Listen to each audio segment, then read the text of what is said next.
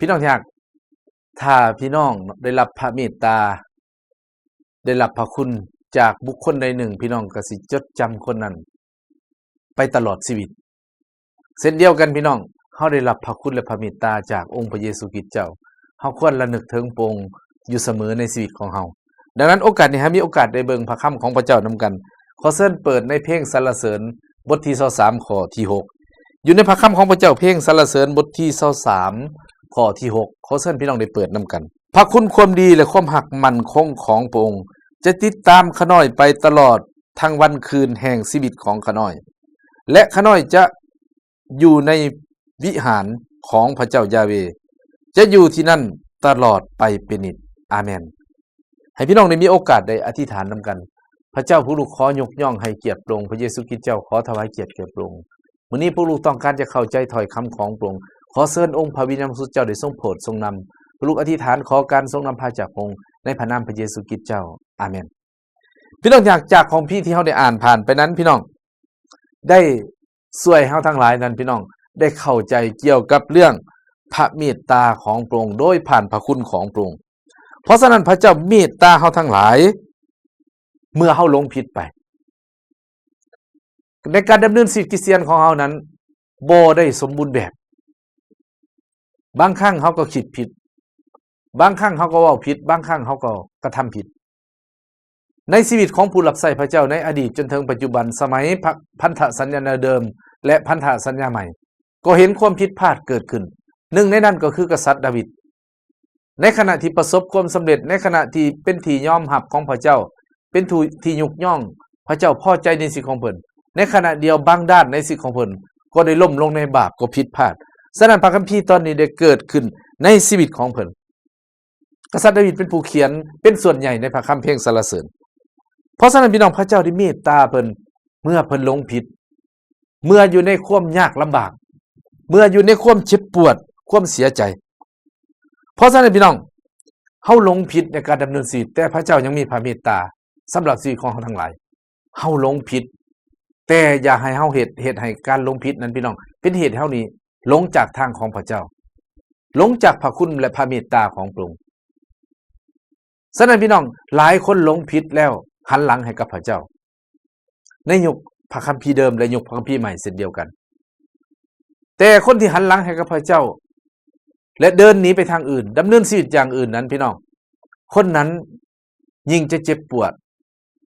และในที่สุดก็สูญเสียพระคุณของพระเจ้าในชีวิตแต่คนที่หลงผิดแล้วพี่น้องแต่สำนึกได้กลับใจพระเจ้าพร้อมให้อภัยเสมอในชีวิตของเฮาบ่ว่าท่านจะผิดน้อยผิดหลายผิดเรื่องใดก็แล้วแต่บ่จะผิดทางด้านแนวคิดวาจาและการกระทำพระคำของพระเจ้าบอกว่าความบาปของเฮานั้นแดงเหมือนเลือดแต่พระองค์จะเห็นให้ขาวเหมือนดังหิมะพระเจ้าเมตตาปราณีเฮาเสมอพี่น้องขอเพียงแต่เฮากลับใจพี่น้องได้เคยอ่านเรื่องลูกที่หลงทางหรือลูกที่เสียในพระธรรมลูกาได้หันหลังให้กับพระเจ้าได้เดินในเส้นทางตัวเองแต่มื้อนึงเราสำนึกได้เรากลับมาพ่อให้อภัยคริสเตียนเช่นเดียวกันพี่น้องเมื่อเฮากลับมาพระเจ้าพร้อมให้อภัยเสมอซึ่งพี่น้องได้ฟังเพลงนี้ในช่อง YouTube ของพี่น้องเฮาเช่นเดียวกันซึ่งเพลงนี้เป็นฮอตหลายดังหลายพี่น้องว่าพร้อมให้อภัยจริงๆพระเจ้าพร้อมให้อภัยเฮาเสมอพี่น้องพระเจ้ามีพระเมตตาเสมอในชีวิตของเฮา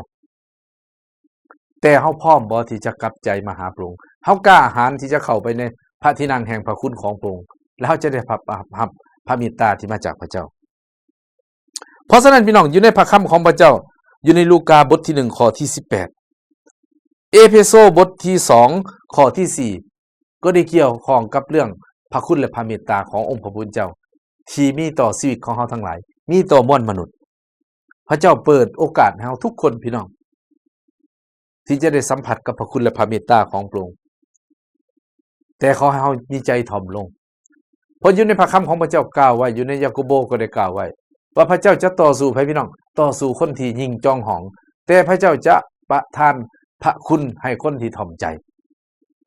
เพราะฉะนั้นพี่น้องถ้าเฮาต่อสู้พระเจ้าถ้าเฮาต่อสู้พระคำของพระเจ้าเฮายิ่งจะย่อยยับพี่น้องเฮาบ่มีความสำเร็จในชีวิตแต่ถ้าเฮาถ่อมใจลงพระเจ้าจะยกเฮาขึ้นในเวลาที่สมควรแต่มนุษย์เฮาพี่น้องธรรมชาติของเฮานี่บางเทื่อเฮาก็อยากใจน้อยไว้อยากได้ทันทีทันใดพี่น้อง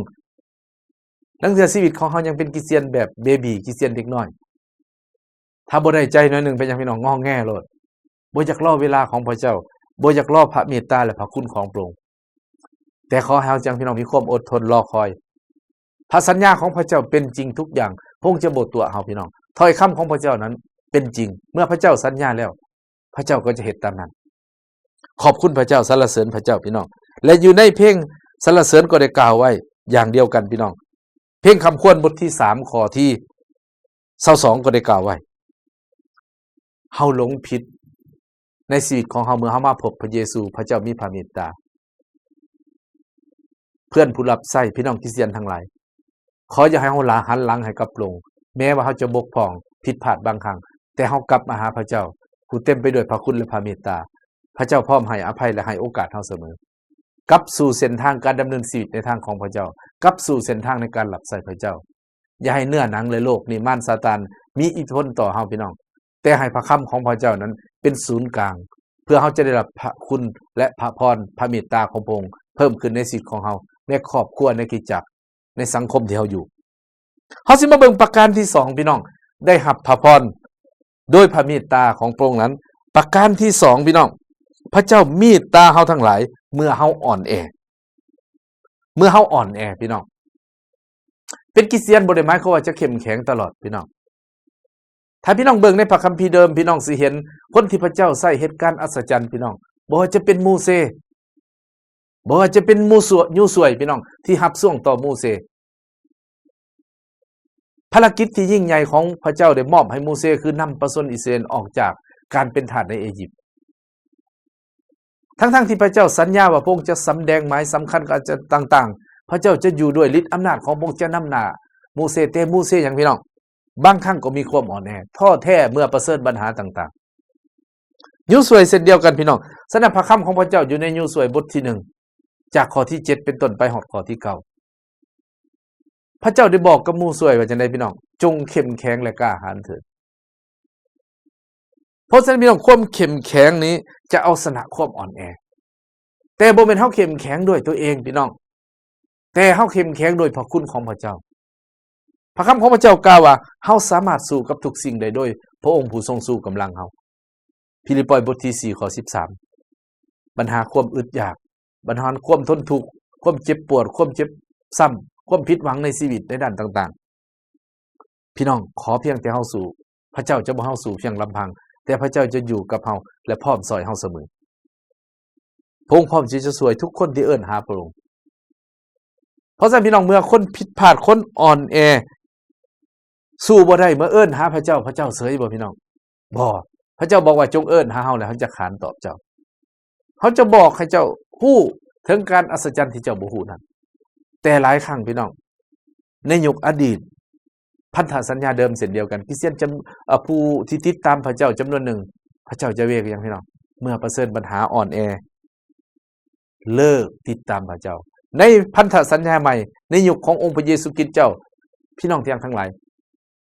แม้กระทั่งชีวิตพวกเฮาปัจจุบันนี้เช่นเดียวกันหลายครั้งเมื่ออย่างพี่น้องเฮาอ่อนแอแทนที่เฮาจะขอกำลังจากพระเจ้าขอพระเมตตาของพระองค์แต่สัมผัสอย่างพี่น้องสู้ด้วยกำลังของตัวเองแต่สัมผัสหันหลังให้กับพระเจ้าฉะนั้นพี่น้องเฮาอ่อนแอบางครั้งด้านจิตวิญญาณของเฮาคือกันเด้พี่น้องจิตวิญญาณเฮาอ่อนแอย้อนหยังย้อนเฮาบ่ได้กินอาหารที่ครบหมู่ย้อนเฮาบ่ได้ศึกษาพระคำของพระเจ้าสม่ำเสมอคือคนฝ่ายห่างไกลแหละพี่น้องคันเฮากินอาหารบ่ครบหมู่ไปได้บ่แข็งแรงหรือถ้ากินข้าวมื้อละคาบนี่ก็บ่ตายดอกพี่น้องแต่สิให้แข็งแรงสำคนกิน3คาบก็คงเป็นไปบ่ได้เช่นเดียวกันชีวิตจิตวิญญาณของเฮาเช่นเดียวกันพี่น้องจิตใจของเฮากันเมื่อเฮาได้อยู่ใกล้ชิดพระเจ้าเมื่อเฮาได้อ่านพระคำของพระเจ้าจิตใจของเฮาเข้มแข็งพี่น้องเพราะฉะนั้นพระเจ้าจึงบอกจงเข้มแข็งและกล้าหาญเถิดคันเฮาอ่อนแอน่ะพี่น้องเฮาเฮ็ดหยังก็บ่สำเร็จเฮ็ดหยังหน่อยนึงก็เลิกบ่อดบ่ทนถูกมารซาตานรบกวนถูกเนื้อหนังถูกอิทธิพลของโลกนี่รบกวนกิจการของโลกนี่เป็นไดพี่น้องบ่ยืนอยู่ในทางที่ถูกต้องลังเทื่อเป็นหยังพี่น้องปฏิเสธพระนามของพระเจ้าลังเทื่อหลงเฮ็ดบาปลังเทื่อหลงเฮ็ดหยังคอร์รัปชันเนาะโกงเอาเงินชาวบ้านเขาเอาเปรียบเอารัดกัน อันนี้พี่น้องอย่างย้อนหยังย้อนเฮาบ่ได้เข้มแข็งฉะนั้นพี่น้องขอให้พระเมตตาของพระเจ้าเพิ่มขึ้นให้ชีวิตของเฮาจะเข้มแข็งทั้งด้านจิตวิญญาณและจิตใจอ่อนแอทั้งด้านทางกายด้วยพี่น้องหลายครั้งพี่น้องเคยมีประสบการณ์บ่คนแบบใจอ่อนนี่กายก็อ่อนได้พี่น้องเห็นคนย่านแห้งๆบ่ลุกก็ยังบ่อยากขึ้นพี่น้องเอาเข้าใส่ปากก็ยังยากเพราะหยังมันมีผลกระทบร่างกายกับใจกับวิญญาณนี่มันเกี่ยวข้องกันพี่น้องเพราะฉะนั้นพี่น้องอยากพระเจ้าฮู้เพราะพระเจ้าเป็นผู้สร้างเฮาเมื่อท่านพี่น้องเฮารับพระเมตตาของพระองค์โดยพระคุณของพระองค์เช่นเดียวกันเป็นหยังจังว่าเพราะว่าเฮาบ่สมควรได้รับหลายเทื่อการดำเนินชีวิตของเฮานี่บ่ได้สอดคล้องกับพระคำของพระเจ้าพี่น้องเฮาปฏิบัติต่อพี่น้องต่อครอบครัวต่อสังคมต่อเพื่อนร่วมงานบ่ได้สอดคล้องกับพระคำของพระเจ้าบ่สมควรจะได้รับพระเมตตาแต่เป็นหยังพี่น้องเนื่องจากพระคุณของพระองค์เฮาจึงได้รับฉะนั้นในพระธรรมโรมพี่น้องอยู่ในพระคำของพระเจ้าอยู่ในพระธรรมโรมอยากให้พี่น้องมีโอกาสได้เบิ่งนํกันในพระธรรมโรมบทที่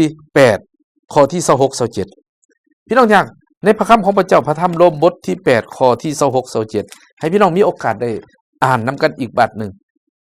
พี่น้องอยากให้พี่น้องมีโอกาสได้เบิ่งพระคำของพระเจ้าโรมบทที่8ข้อที่26 27ซึ่งพระคำของพระเจ้าตอนนี้ได้กล่าวอย่างไรข้าน้อยจะอ่านอีกเทื่อนึงพระคำของพระเจ้าพี่น้องอยู่ในโรมบทที่8ข้อที่26 27ได้กล่าวดังนี้โรมบทที่8ข้อที่26 27ได้กล่าวว่าทำนองเดียวกันนั้นแหละพระวิญญาณขอช่วยสู้พวกเฮาเมื่อพวกเฮาอ่อนกำลังเพราะพวกเฮาบ่ฮู้ว่าพวกเฮาควรจะภาวนาอธิษฐานทูลขออย่างไรแต่พระวิญญาณนั้นเองวิ่งวอนขอกับพระเจ้าแทนพวกเฮาโดยคำโอยข้างที่หาคำอธิบายบ่ได้ฝ่ายพระเจ้าผู้ที่สอดส่องฮู้เห็นจิตใจของพวกเฮาก็ฮู้ความนึกคิดของพระวิญญาณและพระวิญญาณก็ทรงวิงวอนกับพระเจ้าสำหรับไผ่พ้นบริสุทธิ์ของพระองค์ตามพระทัยของพระองค์อาเมนพี่น้องอย่างหลายต่อหลายครั้งในเมื่อเฮาอ่อนแอนี่แม้แต่อธิษฐานนี่เฮายังอธิษฐานบ่ออกเมื่อเฮาย้านเฮาตกใจเมื่อปัญหาเขามารุมเร้าในชีวิตมันจะอ่อนไปเบิดพี่น้องแต่ด้วยพระคุณและพระเมตตาของพระองค์นี่พระวิญญาณบริสุทธิ์เจ้าจะอธิษฐานแทนเฮาอธิษฐานแทนเฮาพี่น้องเว้าแทนเฮาขอบคุณพระเจ้าพี่น้องสรรเสริญพระเจ้าและอยู่ในเพลงสรรเสริญบทที่86ข้อที่15พี่น้องก็ได้กล่าวเกี่ยวข้องกับเรื่องพระคุณพระเมตตาของพระองค์ซึ่งเฮาได้รับนั้นพี่น้องเป็นพระเมตตาของพระองค์เป็นความหักมั่นคงของพระองค์ความหักมั่นคงหมายก็จะได้พี่น้องบ่หวั่นไหวเมื่อประเสริญกับปัญหาต่างๆความหักนั้นบ่สูญสิ้นฉะนั้นพี่น้องผู้แปลนี่ใช้คำว่าความหักมั่นคงหมายความว่าบ่เลิกง่ายๆพี่น้องความหักของพระเจ้าพระเมตตาของพระเจ้าบ่มีเสื่อมคลายพี่น้องพระคุณของพระเจ้าบ่มีเสื่อมคลายในชีวิตของเฮาบ่ได้เสื่อมคลายง่ายๆพี่น้องยุคเสียแต่ว่าเฮาที่จะเลือกปฏิเสธพระองค์และอยู่ในเพลงสรรเสริญบทที่85ข้อที่7ก็ได้กล่าวไว้เช่นเดียวกันพี่น้องกล่าวจังได๋พี่น้องกล่าวบอกว่าพระเมตตาและพระคุณของพระองค์นั้นพี่น้องจะบ่สิ้นสุดแต่จะเพิ่มพูนขึ้นในชีวิตของเฮาตลอดไปขอบคุณพระเจ้าสรรเสริญพระเจ้าพี่น้องเพราะฉะนั้นขอให้เฮาทั้งหลายได้มั่นใจในพระเมตตาโดยพระคุณของพระองค์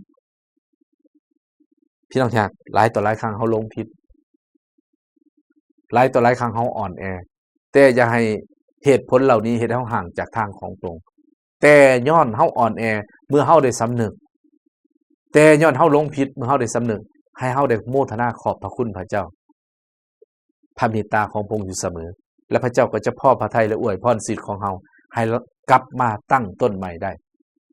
และสามารถเกิดผลได้ในการดำเนินชีวิตการรับใช้พระองค์ให้เฮาได้อธิษฐานนำกันพี่น้อง